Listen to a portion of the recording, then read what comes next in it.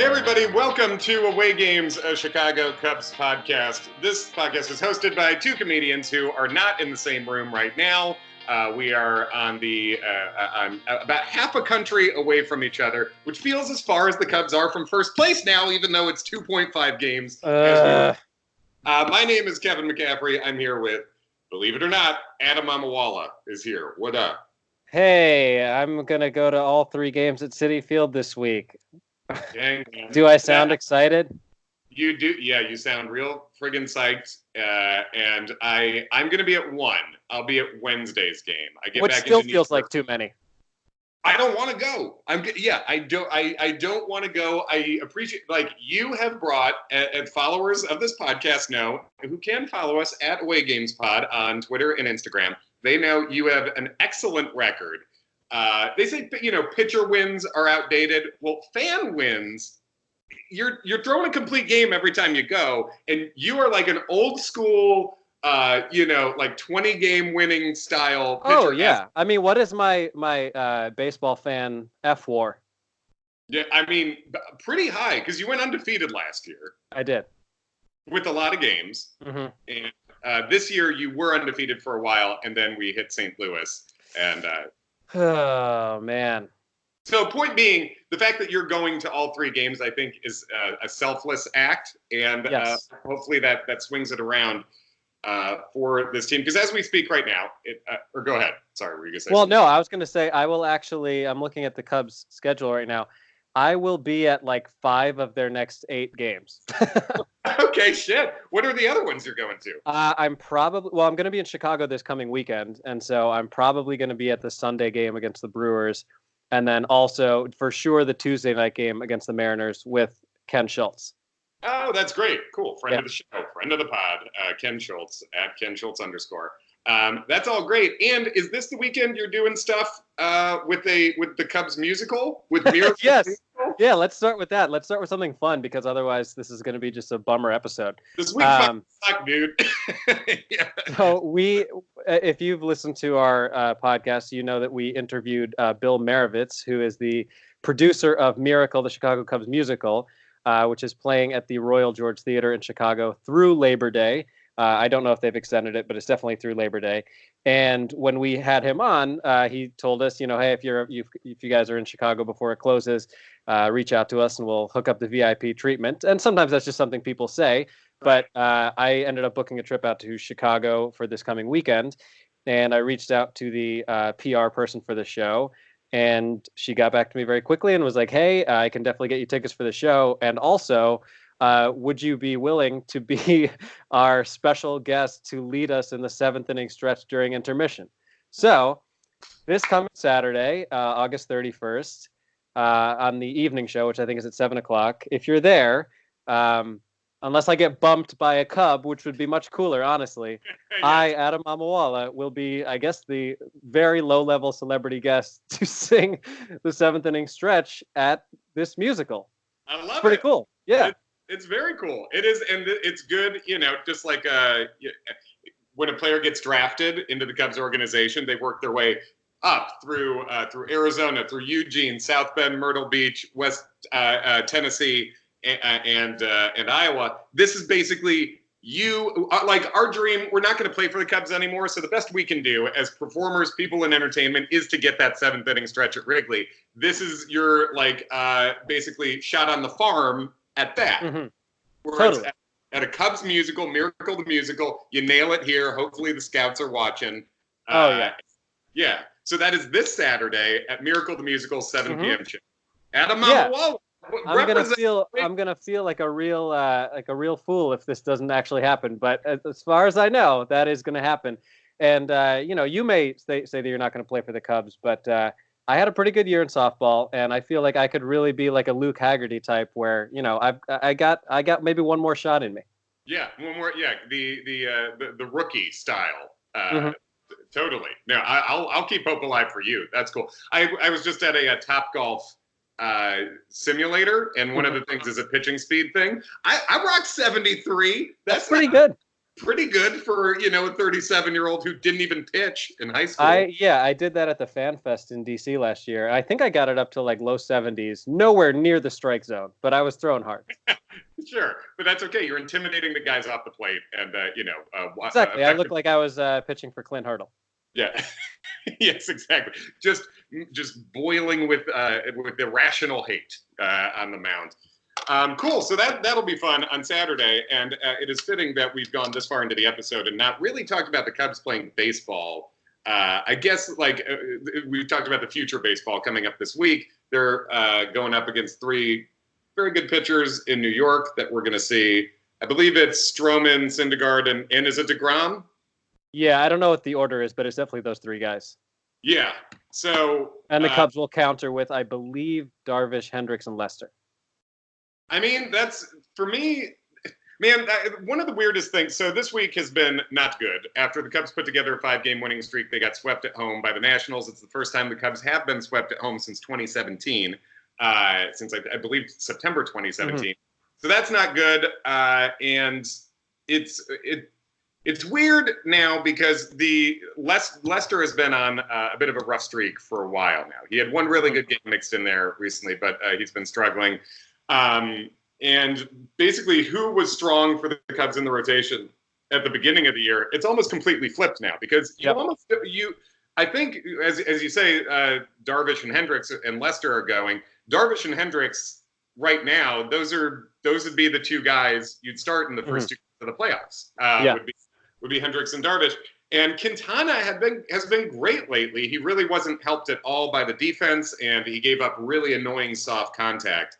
But really, those have been the 3 best pitchers for the Cubs lately. It's weird when we're looking at if we made a playoff rotation today, which seems optimistic given the way the Cubs have been playing right now, 2.5 back of the Cardinals as we speak. You'd be thinking about like Lester and Hamels being on the outside of that playoff rotation. Yeah, it's very weird how the season has gone, and it's fitting that I believe this is episode 81 of Away Games podcast, because this is starting to feel like a real 81 and 81-ass team. I don't think that's actually going to happen, but like it's just been like that all year. So at a certain point, like this team just is what it is. We can't keep like dreaming on these guys to be something other than what they are.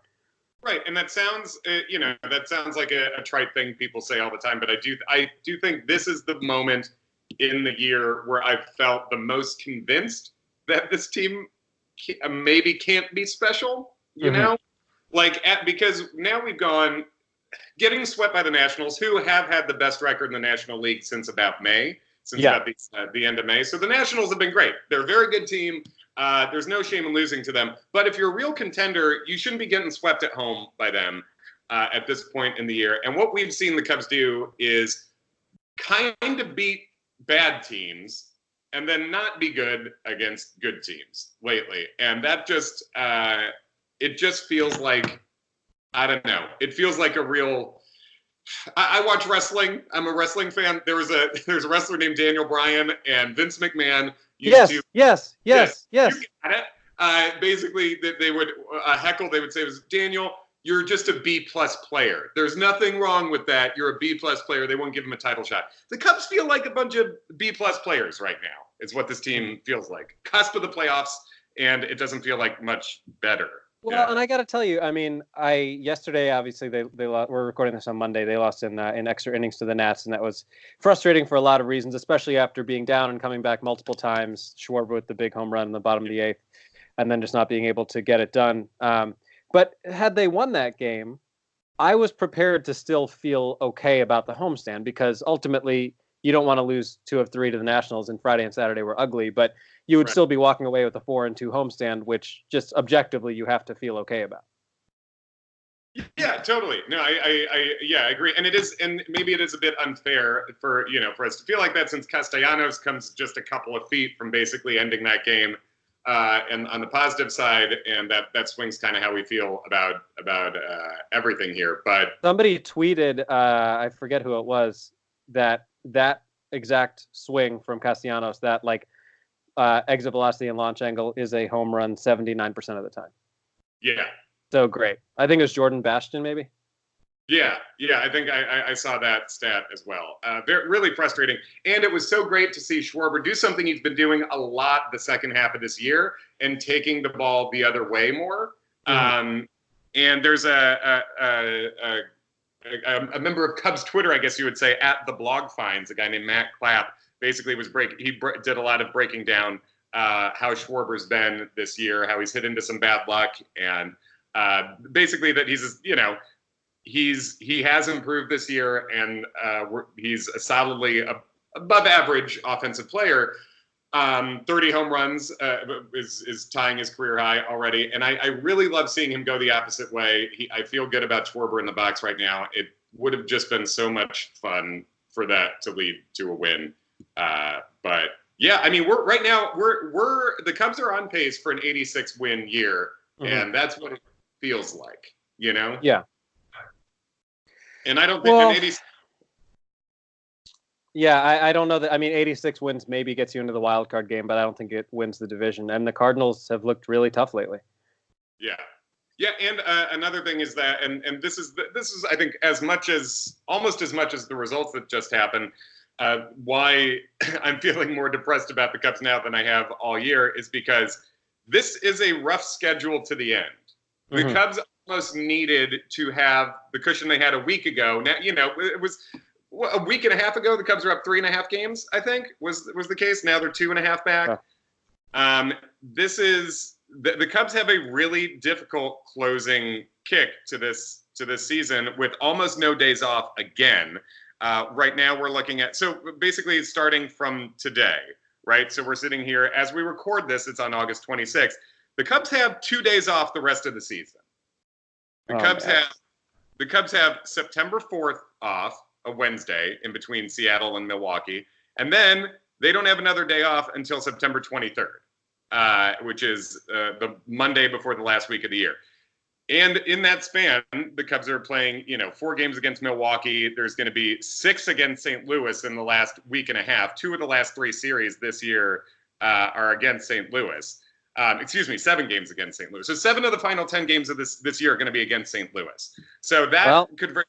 Yeah. I mean, you're going to have a shot then, unless you really shit the bed over the next month or so. Right. But you also don't want to go into the last 10 games down 5 against St. Louis and then have to play perfect baseball for you to even have a shot. Exactly. So, so the upside is it could, the Cubs could I mean, they've got their sort of destiny in their hands here regardless. Obviously, we got a month left to go. That's a significant amount of baseball. But there's going to be no time off. The upside is that the Cubs do have, at least they'll be able to play with a slightly larger bench than the 3 people they've been keeping on the bench lately. Because once September rosters expand, they'll be able to bring up a lot of those quadruple A depth types in the pen, and also, bring Almora back up. Bodie just came back up, and Zobrist will be up at that point. So, for a month with no days off, I guess that's the right one to have from the Cubs' perspective. Yeah.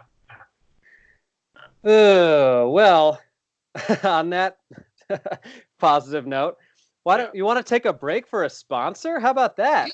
You know what? Show 81, we've got a first-time thing on this show. Ladies and gentlemen, we sold the fuck out.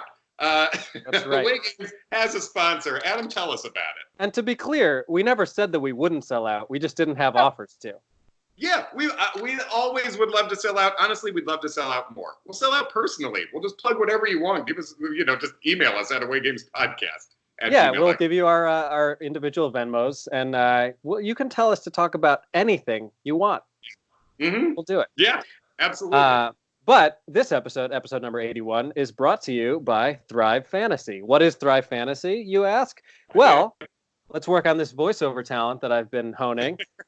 Thrive Fantasy is a new DFS app for prop bets. Fuck it, I already messed it up. Let's start over. We'll take it live.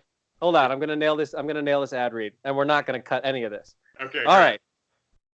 Thrive Fantasy is a new DFS app for prop bets. They have streamlined the drafting process and eliminated the need to do unnecessary hours of research by using only top-tier athletes.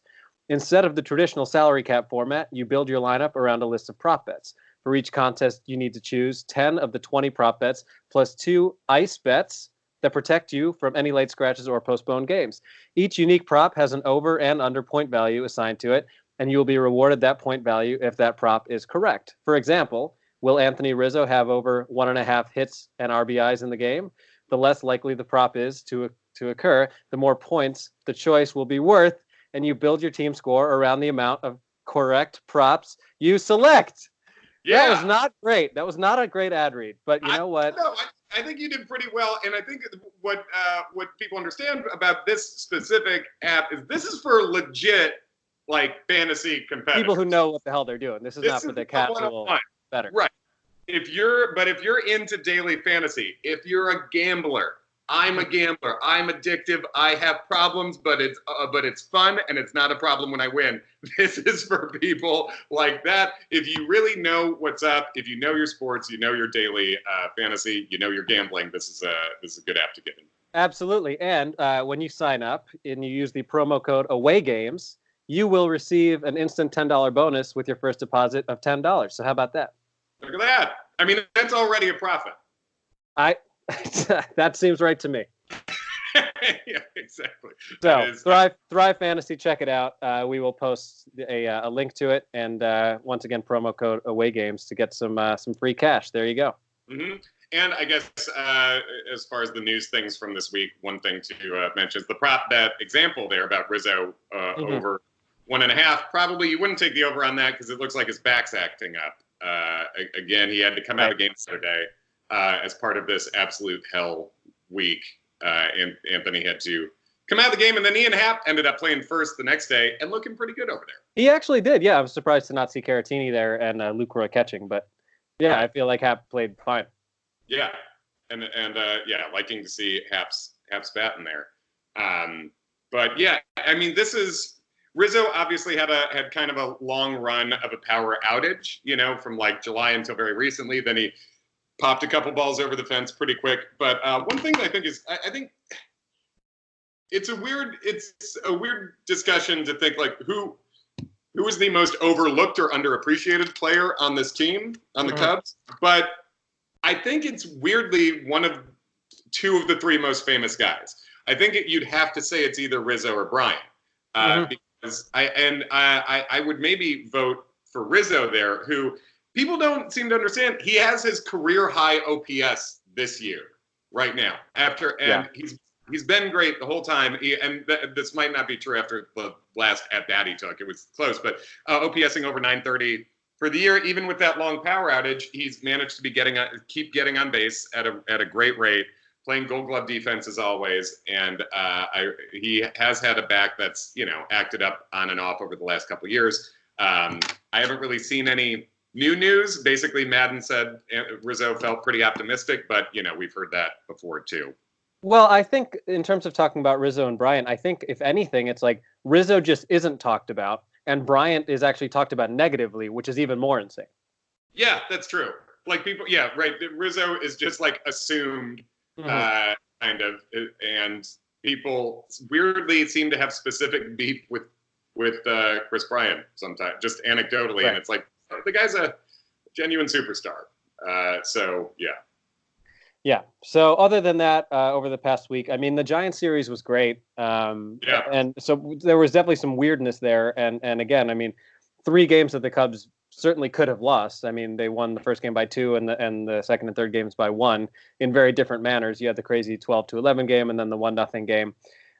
Castellanos continues to be awesome and just have the most fun of anyone.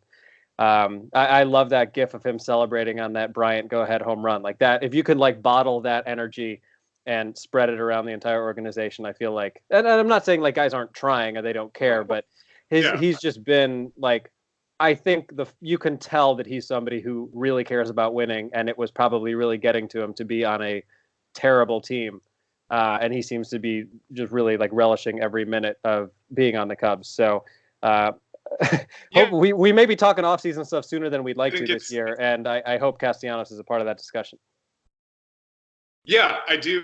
Yeah, that's true. I do think that while all these guys, obviously everyone on this team wants to win, whatever, and there's guys who tend to be more even-keeled, more laid back, like your Rizzos and your Bryants, I do think it's nice to have a mix of intensities, and Castellanos has not only brought he's brought a mix of intensity, he's also brought sort of a higher contact level bat and a guy who you have to get out in a different way than much of this lineup. I think that's a struggle for this team is you can attack many of the Cub hitters in the same way.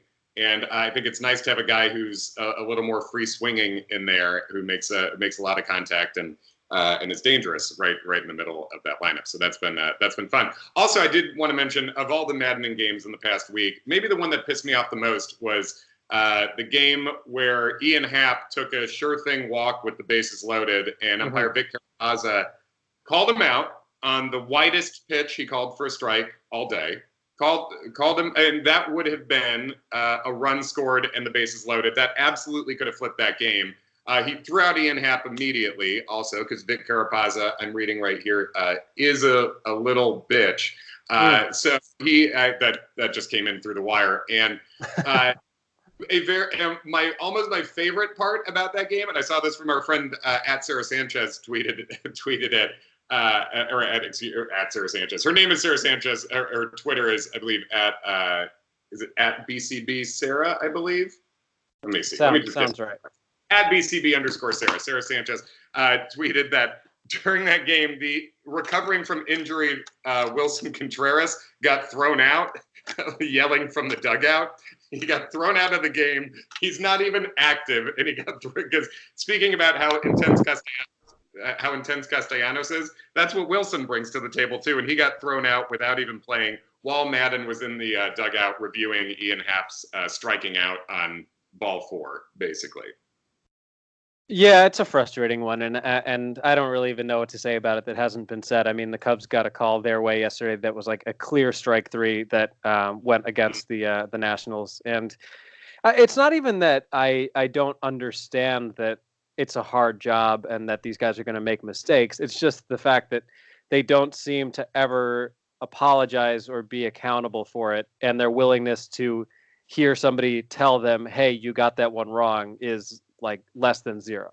Yeah, no, absolutely. It's it's the accountability thing more than anything else. The players have to face the press every day, and if we're going to keep this quote human element in the game as technology advances to a point where it's making it less and less necessary, from at least from the home plate umpire's perspective, I don't understand why umpires aren't treated as humans, in the same way. They should have to stand up and explain when they get something wrong to the point that it affects the outcome of the game, which they did, which Vic Carapazza did in that game. I do enjoy how the umpires union Twitter handle, no one knew the MLB umpires union had a Twitter until they went on that 1 million hashtag whiny rant earlier this year. And now that Twitter handle is just there for people to send screenshots about how much they fucking suck. So they just get tagged all the time. And someone, I forget who it was in the Cubs Twitter world, but tweeted that they had been blocked by the MLB umpires union. And I'm like, hilarious. That is perfect, because that's all they are, is they fuck up and then they block you from saying anything about it. That is the most perfect MLB umpire move. I love it so much. Replace them with robots. The MLB umpires have made it very clear that if you question balls and strikes, you will get thrown out, and that applies to Twitter as well. Yep, exactly. Yes. They're really good at sucking ass. We got an itchy block finger. MLB umpires union. Ugh, gross. I think that's. I feel like I've hit most of the things I had jotted down. What else? What else is there to talk about this week or coming into this next one? I don't know, man. It's like I almost am starting to feel stupid, with the degree to which I am susceptible to feeling good or bad about this team, because it's like they come off that sweep against the Giants and you're like, all right, this is exactly what they always do. They're winning at home. They're going to go have a great series against Washington. And now 3 games later, I'm seriously questioning if they're even going to be in the playoffs. And it's kind of felt like this for most of this year, a lot of last year, and definitely all of 2017. Yeah. And I think I was sort of hopeful because I felt recently that over the last like 3 weeks, maybe was the first time this year where I felt like the Cubs had the best players at their disposal on the actual active roster. It seemed like it should not have taken that long to do. And the amount of games that the few games the Cubs threw away by not having the best players on the active roster could very well come back to keep this team out of the playoffs. But that said, they basically have everyone that I think should be on the 25 now, especially Bodie back up, and you get swept at home. So it's, my belief, my most hopeful part about this team has been the belief that when the Cubs start their best 9 and when they have their best 25, that this roster is as talented as just about any other in the National League, at least. I mean, they're not as deep as the Dodgers, but I still felt like the Cubs' best 9 against the Dodgers' best 9 is pretty even. And now it's getting harder to feel like that's the case. Well, I mean, one of the things that we talked about last week, and that I think I mentioned, was that they've been so bad on the road that they almost have to keep being dominant at home, or else they're in real trouble. And now we just saw a stretch where they were 3-3 at home, got swept at home, which is really demoralizing. And that was kind of my question last week: was if and when that happens, where all of a sudden they're not invincible at home, do they just lose confidence altogether? Because it's like, well, that was the one thing that we were doing well, and now we're not even doing that. And so I really feel that this series against the Mets is enormous. Like, not only in the standings, but just to build some confidence for the last month of the season. Absolutely. Because the bottom line is, starting with September 13th, they play 3 teams. They have 7 against the Cardinals, 6 against the Pirates, 3 against the Reds. So you win the games you're supposed to in that stretch, and you play well against the Cardinals, you should have a shot. And I think the Cubs need to get back to that mindset that they had to adopt early in the season when they started 1-6, which was just pick up a game a week. Like, you don't need to make up 2.5 games in 3 days, but like a game a week. If the Cubs play a game better than the Cardinals for the rest of the season, I'm not saying the Brewers aren't going to be a factor, but in my heart of hearts, I don't really think that they will be. Unless Christian Yelich goes insane and hits 500 in September, which he very well could. But sure, Cubs and Cardinals beating up on each other too, but yeah. Yeah, I don't know. I'm certainly not like giving up on this team on August 26th, but it's getting to be that time of year where you're just not going to have time to make up for mistakes that you're making. Yeah. No, I think that's true, and we're, like we said, there's basically 2 off days left after the off day we're recording on, and so it's time to sprint to the finish and get here. And man, I can't wait till Ben Zobrist gets back up too. I can't, like, I'm looking forward to the energy Castellanos brought. I'm looking forward to one of the OGs of this Cubs team coming back for what might be the final month of his major league career. Is there any word on when specifically he'll be back? Do we just assume September 1st?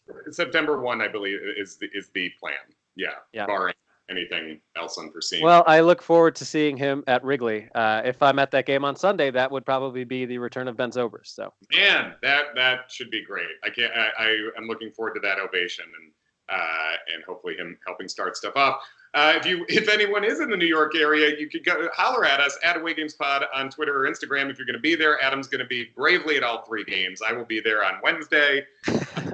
And you know what? To end this episode, since we have been bummed out, I'm going to drop in a thing that I think is really nice and fun, and that's this. My brother Joe got married in Colombia to a lovely lady named Natalia. They got married in the home of Jose Quintana, the nation of Colombia. I thought you meant like his childhood home. Childhood home? Yeah, no, we're not. We don't have the your level Randy Rosario hookup with Quintana quite yet. But one thing my brother Pat and I did for Joe was we got Cubs radio announcer Pat Hughes to record a greeting for them. Whoa! And he did an awesome job. So I'm going to drop that in. You can hear what Pat Hughes said to wish my brother and his lovely wife a happy wedding. Basically, it's a lot of fun, and also it's just through this app called the Cameo app. It was $40 to have Pat Hughes do this. That's so cool. And he went above and beyond. So usually Cameo is people like Andy Dick and people who are like, oh boy. What's that? I'm sorry, you were breaking up. I said usually the Cameo app is like people who are like It's like Andy Dick and like Bam Margera and people who like really seem to need the $40.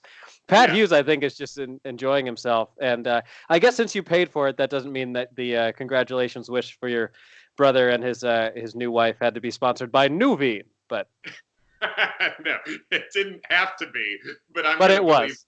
Yeah. Yes, exactly. Because he's authentic. So we'll drop in that little bit of nice at the end of this episode that has been angsty, I suppose, otherwise. And hopefully we go see some wins live in New York. Yeah. Oh, and one other thing for those of you who will be in Chicago, I am doing a couple shows when I'm out there. So if you want to see me, I'll be actually after Miracle the Musical. I'm going to be dropping in for a guest spot at Zany's with our old pal Sean Donnelly, who is headlining there this weekend. Oh, that's awesome.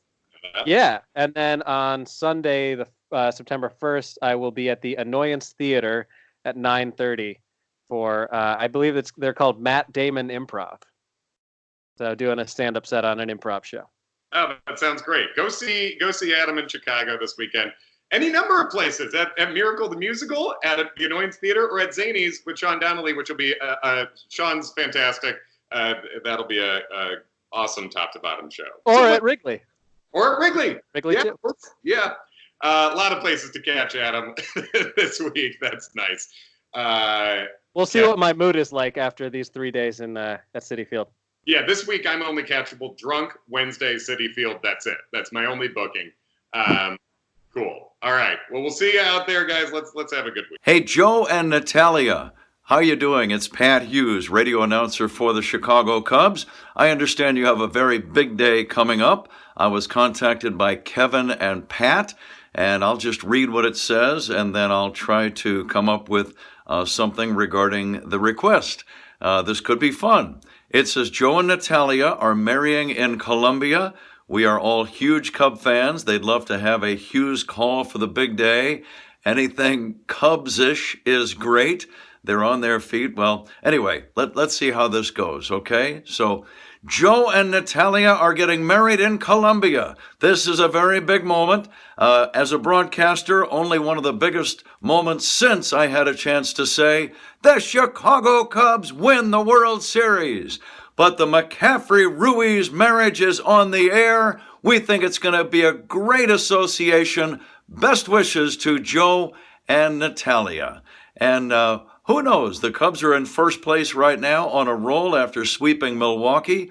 And I wish Joe and Natalia all the best. Thanks to Kevin and Pat for thinking of me. And I would love to have the Cubs go all the way. And that would make your first year of marriage extra special. So Joe and Natalia, best wishes to you. I've been married for 31 years. I think it's a good idea.